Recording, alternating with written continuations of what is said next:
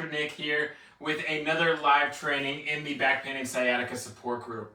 I'm excited to talk to you guys today about back pain and the pelvic floor.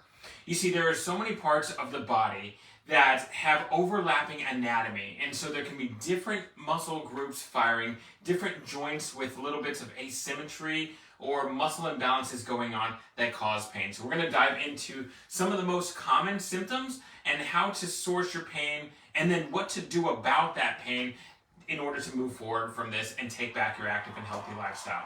So let's jump in. We first want to talk about the pelvic floor and those deep core muscles. And you know, everybody says strengthen your core, but then we don't really know what that means. You know, old school thinking is let's go back to sit-ups, let's go back to crunches, let's go back to planks, and those types of exercises to strengthen the abdominals in a very, what we call sagittal plane, forward and backwards fashion.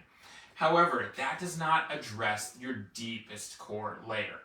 Your deep core layer is the diaphragm, what helps us to breathe, your transverse abdominis, which comes around the spine and acts as a corset to that lumbar spine, and the pelvic floor. The pelvic floor muscles here are the muscles inside the pelvis that hold up the bowel and the bladder, and they time with the diaphragm.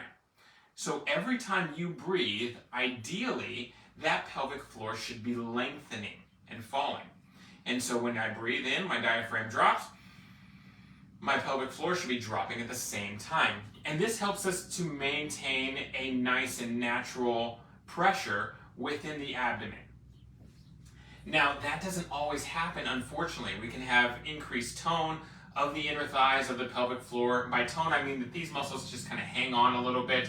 They're tightened and engaged as we're going through our daily activities.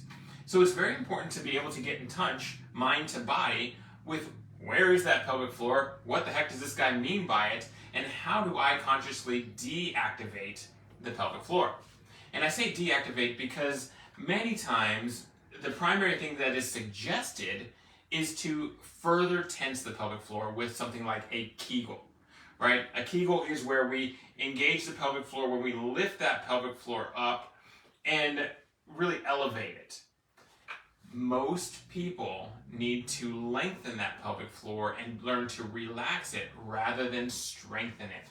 Especially if there is any form of incontinence, of urinary urge. You know, you have to go to the bathroom all the time, but then you go and either you don't go as much as you thought you were going to need to go, or you're getting up multiple times in the evening to go to the bathroom.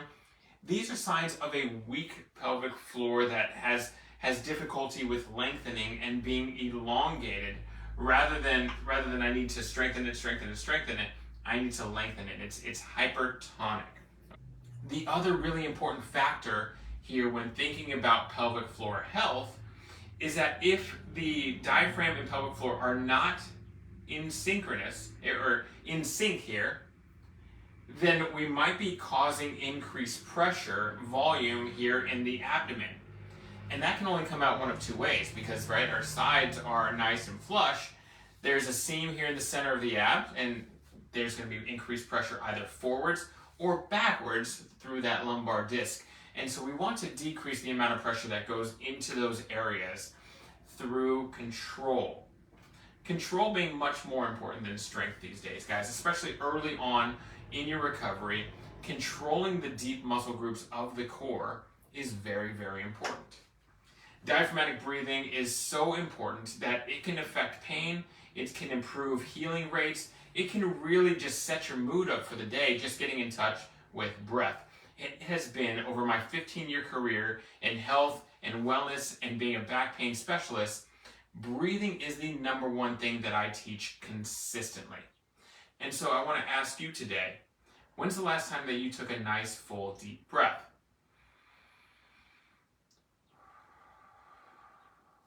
When's the last time that you took 5 of those on purpose?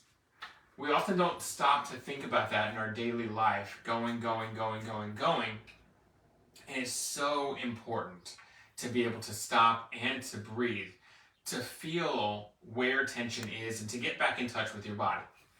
Whether that is during prayer or meditation, whether that is timing during your exercises, whether that is just before you yell at the kids or are busy on a work project.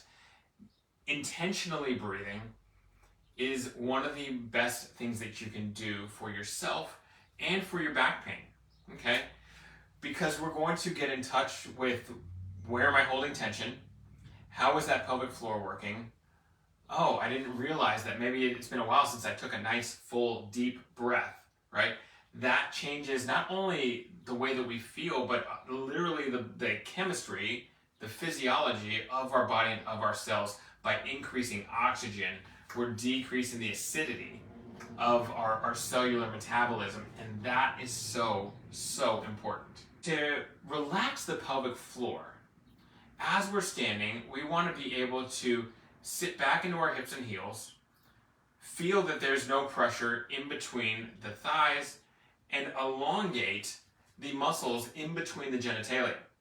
We want to allow those muscles to fall, and many of us, if you're standing or sitting, go ahead and note in the comments if you're brave enough to just say, hey, what did I notice that there was tension that was built up in the glutes and the inner thighs and the pelvic floor when I wasn't thinking about it? This is a very common thing that I see as a back pain specialist, and so making you aware of it can help you to decrease that tension and tone. Oftentimes I hear of clients who have tailbone pain, and that tailbone pain can wrap up from the inner thighs, from wrap around to the glutes, wrap into the tailbone, wrap around to the front of the groin as well. And if this is you, this is a very big indicator that there is some hypertonicity. There's increased tone of this pelvic floor region.